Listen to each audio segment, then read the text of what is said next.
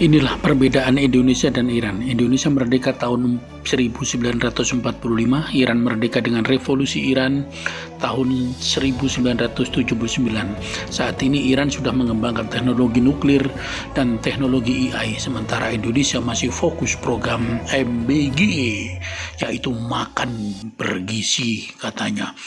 Yaitu program MBG, makan bergizi gratis. Bagaimana pendapat Anda?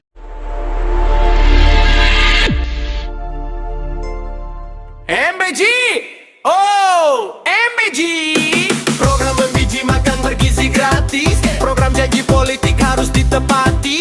Janji manis dia tentang politik, kata indah berbalut aksi. Program MBG diunggul-unggulkan, padahal hanya program bagi-bagi gratis. Program MBG mengakar untuk perbaikan gizi anak bangsa. Program MBG benarkah menolong para usaha mikro kecil? Program MBG mengapa anggaran limas beras ribu yang turun jadi 10.000? Program MBG anggaran 5.000 untuk banggaan para pengusaha kaya berebut proyek, berebut tender, berebut hak rakyat. Program MBG. Siapa yang tidak tertarik mendirikan dapur MBG per hari untuk 6 juta rupiah? Apakah ini namanya program pro rakyat kecil? Apakah ini program peduli pengusaha kecil? Apakah ini program perputaran ekonomi? Program MBG membuat harga sembako semua naik. Program MBG membuat harga sayuran semakin naik. Program MBG membuat harga buah-buahan semakin naik. Apakah program MBG memang dibuat untuk menaikkan harga semakin naik? Apakah manfaatnya program MBG kalau hanya menaikkan harga bahan pokok? Program MBG hanya bikin gaduh masyarakat. Program untuk berebut proyek. Proyek untuk bikin yang kaya makin kaya, yang miskin makin miskin. Program ugal-ugalan pemborosan anggaran. Program jelas menghabiskan uang negara untuk benar mendukung politik. Program bagi-bagi pekerjaan dan proyek bagi pendukung politik.